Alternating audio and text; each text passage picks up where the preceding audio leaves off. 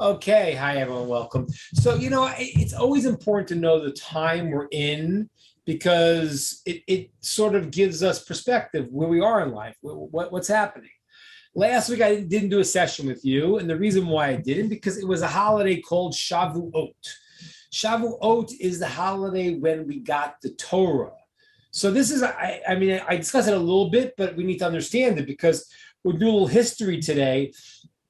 But that was like the seminal moment in the world, because that was the moment the Jews heard the Ten Commandments on Mount Sinai. Now, as I said to you once before, this revelation is very, very unique. So unique that the Bible, the Torah itself says it never happened before, it never happened again, and no one will ever make this claim. No one is ever going to claim that 3 million people all heard God speaking. It doesn't happen. Why? Because every single religion has the same story.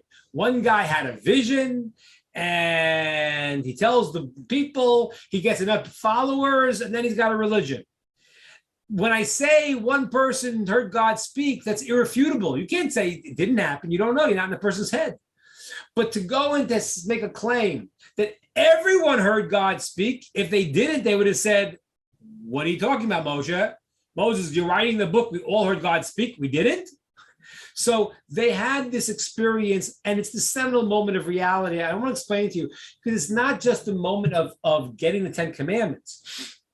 It was a moment of hearing God speak on a national level. That's transformative. They were actually, their souls were leaving their bodies and coming back. It was the moment of the greatest moment in the world because it was the moment where everyone heard God speak. Now, I want to talk about it in our context also. First of all, did everyone in the world know this was happening? And the sages tell us that they did. There was things happening. There were I don't know, earthquakes. There was sounds. There was things going on that people got nervous. What is this? What's happening? It says they had certain leaders. Bilam was a non-Jewish prophet who was a very powerful person. Was he person using sorcery? Was he bad? That's another discussion. But Bilam was a powerful spiritual person. He's called some kind of a prophet, not Jewish prophet, but he was their leader of many people. And they came, they said, what's happening? Whether the world is shaking, what's going on? And he explained to people, now God is giving the Torah to the Jewish people. Now, how the world responded to that, that's a good question. It's a little strange. It's really a verse in Psalms where it says, Hashem, God gives Oz, he gives the strength to the people, which is the Torah, and Hashem should bless the people in peace, which means that somehow the nations of the world, it sounds like they gave Jews a blessing, good, but it also sounds like they were saying good for them. But sometimes when you have something, you say to somebody, whatever you want to do, whatever makes you happy, it's kind of like, okay, but you're not really involved in my world. So there was a certain level maybe that you don't have. Here are the people on this chat, this discussion, and the people are searching today, but there was maybe somewhat of an indifference in the world, like, okay, well, if God is speaking to us, don't we all want to hear this? Don't we want to experience this? But that was the seminal moment, and it wasn't just hearing God speak the Ten Commandments. The Ten Commandments, as I mentioned many times, is not commandments. It's a bad English translation. In Hebrew, it's called dibrot. Dibrot are statements, principles, and all of the Torah comes out from these 10 principles. And when they heard God speaking this, they all understood it. So it wasn't like if I tell you information, you know what I'm telling you, but you don't know more than the words I'm saying. But when God spoke to them and they heard it, their minds were opened up. Like imagine, they say today, I think that science is now debating this point, but it used to be, they always say that people were using 4% of their brain. And we know people don't use a large percentage of their brain, and many people use a lot less. So if you're using 4% of your brain, imagine if you're using 80%. Imagine if you're using 100%. So when God spoke to them, they were lit up. And just to digress a moment, the brain is the organ that nobody understands in science. They don't understand. They can't figure it out. Why not? Because the brain is a medium where which the information comes in from a higher source. You don't have, like, if you dissect the brain, you're not going to find the trillions of pieces of information you have there. There's a spiritual component that uses the brain as the vehicle that we can understand. So if someone's brain is damaged, then there isn't the ability to have the higher understanding on the brain, but the brain is as far as a piece of meat, that is not where your information is. From a higher level. It has to be intact so it could receive. But what happened was in Mount Sinai, they were fully open. They heard everything and they understood. And that's why this is the transformative moment in the world. As we said many times, basically every religion agrees to this. They just say afterwards, well, yeah, but it changed and God changed his mind, and they make all the other stuff up. But the reality is they all agree to this moment. The vast majority of the world understands that, yes, there was a moment where God gave what they call the Bible. They'll agree to that. They say changed or whatever they say. So this is a seminal moment of time. Now, that happened last week. That's what last week was. That's why I wasn't able to be on the session, because we don't use electricity at that time. And so if you would have been here, I would have taught you live, but I couldn't do it from the computer. So that's what happened last week. But now what happens this week? What's the time we're in right now? So I want to explain this because you may have read this in the Torah, and if you did, you were probably very baffled by it. When they heard God speak, it was too much for them. They were not able to maintain that level.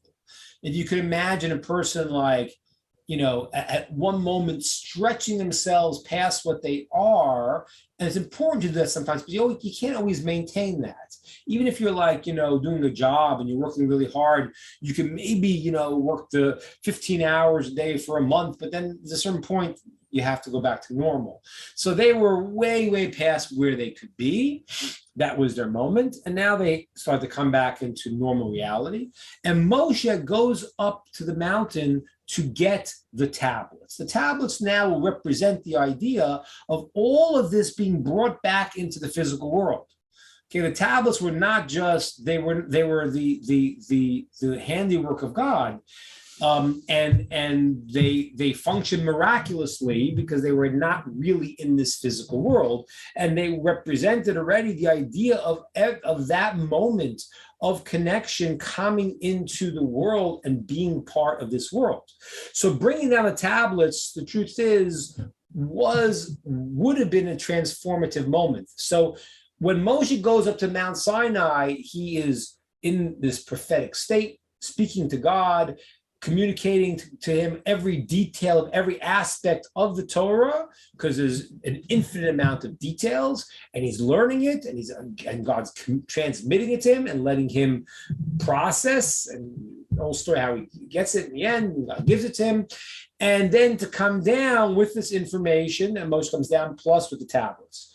The tablets are now going to lock this experience into the world, and ladies and gentlemen, the world would have been different. The world had been transformed, and it would have stayed on that level, on a different spiritual plane than we are today, which, why not? Just because you're used to something, doesn't mean that that's what is necessarily the norm. That's just the world we're used to. But the world would have been transformed to a much, much higher spiritual level. But what happened was, and this you've read in the story of the Torah itself, they counted 40 days for when they thought Moshe went up. He said, I'll be gone for 40 days. 40 days is like when a child is born. 40 days is the formation. 40 days is the idea of a complete unit. And he's been gone for 40 days. And then he would come back down. They miscalculated. They counted the 40 days, it says, from the time that Moshe first went up.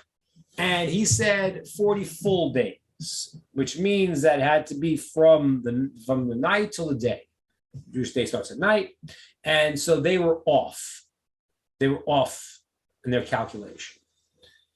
And if you read the story in the Torah, it says that the mixed multitudes, the Erev Rav, came to Aaron. They said, "Build us a god." And this whole story, and Aaron was trying to push them off and stall them and do all these things. And he saw he had a problem here. He said, "Okay, you know what? Give me your gold." He was trying to stall them, and give me the gold from the ears of your wives. And he figured they weren't going to give it, which they weren't. The women were very, very righteous. They were not willing to do that. But the husbands grabbed it out of the ears themselves. They brought it to Aaron. And the whole story, how this unintentionally, Aaron, when he was trying to stall, there's a whole story here that one of the members of the Erev Rav, one of the members of the mixed multitudes, ended up doing something to create this thing called the golden calf. Moshe comes down from the mountain. Aaron had pushed him off the one day and said, "Come tomorrow morning, we'll do it." And Moshe would come down. But what happened was they got up bright and early. You know how sometimes when you have to get up for something, you sleep late, but then something else, you get up really early. They got up early. Like, okay, today we're getting up. So they got up early, and they go and they built this golden calf. And then Moshe came down and had the tablets, and so has happened, and he broke the tablets. We're in that 40-day period right now. Okay, so last week the Torah was given. We're 1 week in. We got 5 more weeks of this period of time that Moshe was on the mountaintop getting the whole Torah. And then in a few weeks, we're going to get to the day that he broke the tablets, which is a fast day in the Jewish calendar. We fast. It's called the 17th of Tammuz, and it's a very bad day. And the truth is, a lot of bad things happen that day. There are numerous bad things that happened on that day of the 17th of Tammuz when Moshe broke the tablets. Throughout history, a lot of bad things have continually happened on that day. So that was a process. And I want to kind of ask you guys a question, and I'll let you go talk a little bit. One of the things that's really weird about this story is how could this nation who is so great, hearing God speak, how does 40 days later they build a golden calf? That's really strange. Most people, when they read it, they're like, I remember as a kid when I'm read, I was like, I don't get it. How do you explain it? How do you understand it? What does this mean? It's 40 days ago, they hear God speak, and then they want to build a golden calf. Sounds wild. So I want to just tell you a few points about this. Is a very, very big and long topic. I want to give you a few points to think about. First, I don't know if anyone noticed in the Torah itself how many people did the sin of the golden calf. So the text is 3,000 people. How many Jews were there at this time? Well, we know the army-aged males between 20 and 60. There were 603,550 adult males ages 20 to 60. So that means if you count now younger men and older women, you're going to probably get to close to 2 to 3 million people. Somewhat 2 or 3 million people, because you have to count children, women, old men, young men. So about 2 to 3 million people, and we're talking about 3,000 people did this whole sin. That puts it in a very different context. Plus, these 3,000 people, who were they?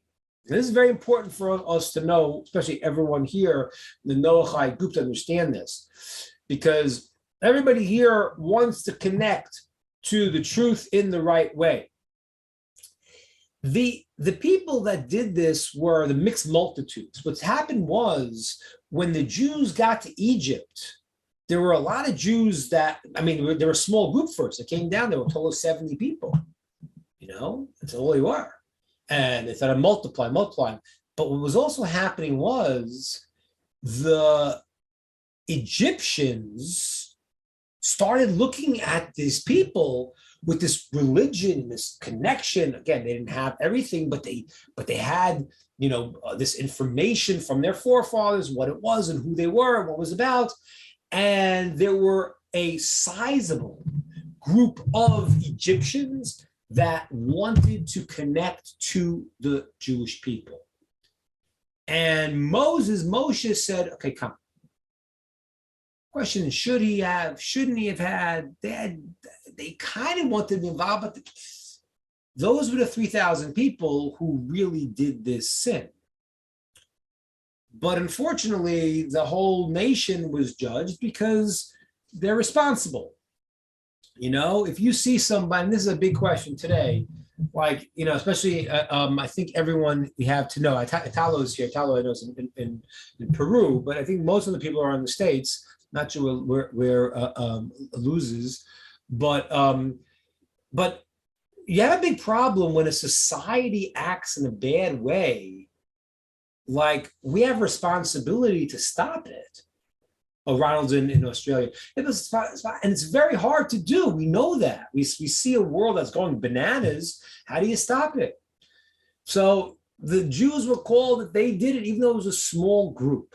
So that's the first way I want to explain how they did it, to really just put in context. It wasn't the whole people. It was a small group, and a small group of this mixed multitudes that were really from the Egyptians that were seeping in, their psychology was seeping into the Jewish people. That's the first point. Second point I want to tell you about this, crucial. Every time in life you want to do something big and important, there's always challenges. Always. That's a spiritual rule in the world.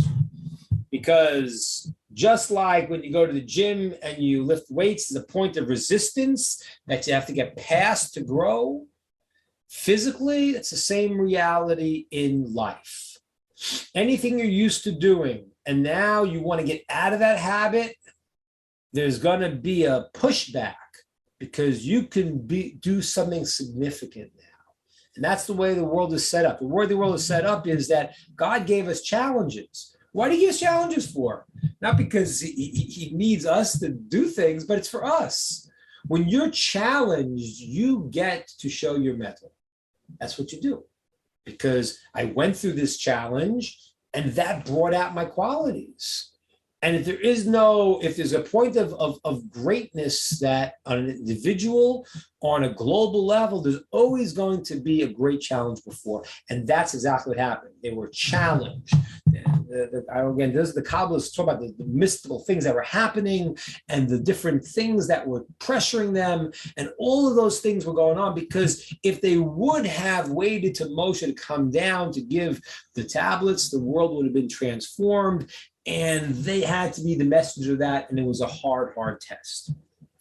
That's the second point I want to tell you about this. Now, there's a third point, and I'm going to open it to discussion. And what I'm saying now, then we'll probably continue with this theme next week. Something else happened when the Jews did this. This is very fascinating. There is a question, really, who they were were very righteous people. You just heard God speak. Should this have happened to them or not? There's a very important idea that happened. And it's a very hard thing to understand, but there was a deeper spiritual rule where they were teaching the world, not consciously, they didn't know this, but they were teaching the world the idea of called tshuva. Tshuva means fixing up what we do wrong. And the world has gone into a different mode. It stayed in the lower reality it is now, but there's a new idea that you need to understand, which is the world was always built like this, but it came out now, which is that you may make mistakes and you will make mistakes. Everyone's going to make mistakes. But how do you deal with those mistakes? The verse in Proverbs says, a righteous person falls 7 times and gets up. An evil person falls but once. Because you made a mistake. Now you said, oh, I'm bad. I'm no good. Or I just want to keep doing that. Whatever it is that motivates a person to stay down. But if a person makes a mistake and they say, that's not where I want to be, and they realize they can fix it up, that lesson is transformative. And it's a lesson that they unconsciously, the sages say, were on a spiritual level, they were meant to be teaching the world. So the world did not go into the higher level reality it would have if they could have received the tablets. They fell. But when they fell, they also showed us that God wants you to fix up when you fall. And you can fix up when you fall. And you should fix up when you fall. And you should keep getting up and try. And this is a crucial thing because people don't realize this. People kind of think that, like, you know, I have a friend of mine, he's a rabbi, he told me he had he had a friend who was a professor, a Christian professor, and he one time came to a Jewish holiday called Simchat Torah, where the Jews are dancing with the Torah. And my friend's professor, Christian friend, was shaking his head. He didn't understand. He said, what are they so happy about? I read the Torah. It's very hard to do. Well, what are they happy to have? Now, when you have the mindset that, you know, I'll never make a mistake. I can't make a mistake. If I haven't made a mistake, if I make a mistake, I'm damned, this and that, and all the theology that other religions therefore put in, right? We talk about the Christian idea of therefore I'll have grace because you really cannot be that good.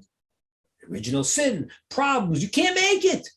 Right? In Christian theology, I'm not a Christian theologist in any way. I know what I know a little bit, but there is I forgot which book it's in, but it says in one of the Christian books that JC came to free them from the curse of the law. The curse of the law? The law is beautiful. The law is a guideline on how to live your life. You know, there was a rabbi, I might have told you the story. As a rabbi one time in the 40s, he moved to Israel. And what happened was, in those days, it was very poor. So they had an immigration society, and they would give you a few things when you moved to Israel in those days in the 40s. They gave you this hard wooden bed. They gave you a chair. They gave you a table. And a little Bunsen burner. You know, it was like when we go camping, those little burners and a pot. So they gave him this little burner, one old-fashioned burner, and he takes the burner, and on the burner there's like an instruction booklet. And he looks at it and goes, "Oh, this proves the Torah is true." So all the people there are looking at him like, What are you talking about, Rabbi? It's the old rabbi. This proves the Torah is true. What are you talking about? It's a Bunsen burner, Rabbi. He says, okay, it's a Bunsen burner. Tell me now, and what is this booklet that's next to it? He doesn't know what's going on. He's coming in from Europe. He's never seen these things. He doesn't know what it is. It's an instruction booklet, Rabbi. I said, exactly. He says, for this little Bunsen burner, you have a 15-page instruction booklet, how to use it. Do you think you could have a world with a body and a soul and consciousness and emotions and people and needs, and there's no instruction booklet how to use it? Not possible. That's crazy. Absolutely crazy. So this guy says that, it's to curse the law. So therefore the certain theologies created, this person is going to free them from it, and he's going to atone, and that's not what we want. We don't want a view of a person that they're so bad they can't act properly and someone else has to do it for them. We want the understanding that people can act right. But it doesn't mean you're not going to make mistakes. You will. We all will. It's a verse. It says, "Ein side by art, there's no righteous person. Asher yaseh tov lo yachto." Can't who can? Oh, everyone's gonna make a mistake. There were great, great holy people, but some one split second of something. So you make mistakes, but you fix them up. And that's the other lesson of this story, is that when they came down with when Moshe came down with the 10 Commandments and he broke it. So again, it wasn't a lot of people, small group, but the responsible one for the other. Two, the second idea we said is that it was a great moment, great challenge, and therefore great moments have great challenges. And the last point we said was that they now demonstrated a very key point for the entire world, which was that even a great group of people, if they mess up, you can fix up. And that's what happened. The world didn't go onto the level it would have if Moses would have given the tablets, but it went onto the level of what's called tshuva, that I'm in the world, I'm trying, I'm going to get there because deep down I am good. Not original sin, I'm not bad, I'm good. And I have challenges and I might fall sometimes, but after I fall, then I'm gonna get up, and God wants me to get up, and I can get up, and I can therefore keep the law, because in my essence, I have the ability and the goodness to go and to do what's right. And if I make a mistake, that's called being a human being, and then get up and fix it up. And that's the lesson also that they had to teach the entire